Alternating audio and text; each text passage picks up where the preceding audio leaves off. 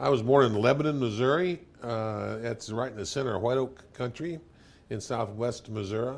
And I grew up right next to the barrel factory. So I grew up with a barrel factory in my backyard and a stave mill in my backyard, so I knew about the business, from a real early age, and played on the sawdust piles in the wintertime. And so when we'd sled down those sawdust piles and would make little bobsled runs in the sawdust and pour ice on it, pour water on it, make ice. And so I was always around the stave mill. And I grew up in Lebanon, Missouri. Went to University of Missouri in Columbia, Missouri. Got a degree in mechanical engineering. Married my high school sweetheart, who is the mother of my oldest son, who manages the business here. That's Bradley. And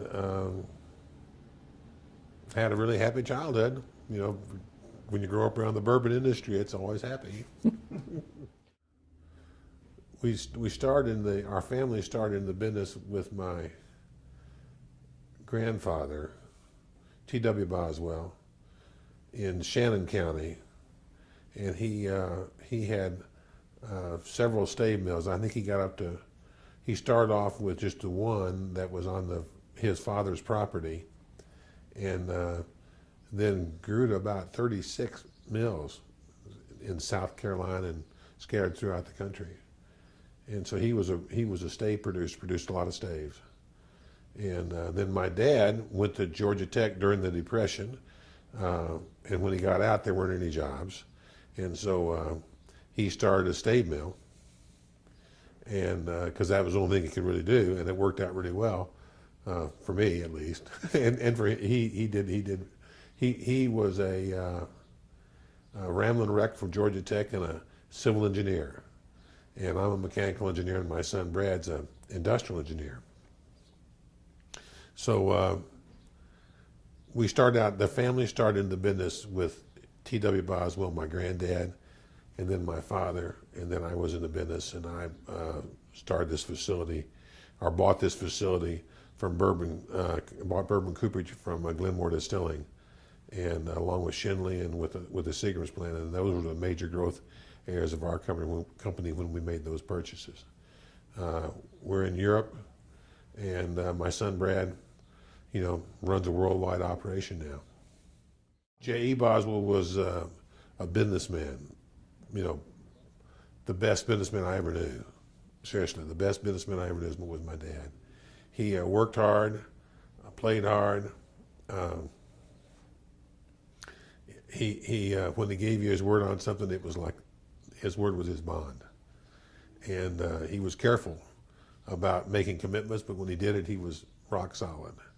And in the bourbon industry, that's really important because there's a lot of long-term relationships that have to be nurtured and kept, healthy. And so you have to really do what you say you're going to do.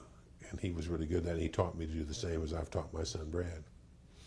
What do you think in addition to the relationships, what do you think he liked about the business? He was a civil engineer, and he liked to build buildings and dry kilns and factories. He really enjoyed looking over a piece of property that had buildings that he had built, and I remember when he designed his buildings, he would sometimes literally draw out every concrete block, whereas I would just do a little schematic by hand on some hatch paper. He would literally get a drawing board out, with his T-square, and he'd draw it up right. But I'd do sketches. But he loved to visualize what he was going to build and then build it. And he was obviously quite good at it. Well, I remember when I was even maybe 12, that I would go with him and talk to the customers. So he would take me with him out of school, and when he negotiated, he wanted me to see what it was like from a very, very, very early age. And that was really good. So I had an understanding, and then also I worked at the factory every summer, and that's your question: how did I interact with him, and how did he set me up to learn the business? you know, he put me in every job in the factory from the time I was about 12, and worked every summer. And so, you know, I learned to be a factory worker and to relate to what their challenges were, and the blisters on their hands, and the soreness in the evening, and the legs aching sometimes at nighttime, you know, from standing on the concrete all day long. So I could relate to some of the problems that our employees have while they want the rubber mats to work on. I understand it. I was there too. Did you want to do that? I mean, as a I was proud of it. 12-year-old kid? I was. Well, I got into it. I got into it because I called my sister a whore. And I only knew what a HORROR was. I had no idea what a WHORE was. But I called my sister a whore, and I love my sister a lot, but she was acting terrible, and I called her a whore. My dad says, "Son, don't call your sister." I said, "But she is, Dad. She's a whore." I said, "Son, don't use that. Don't use that word. Dad, she is a whore." And I thought, you know, and I only knew the HORROR. I had no idea WHORE was.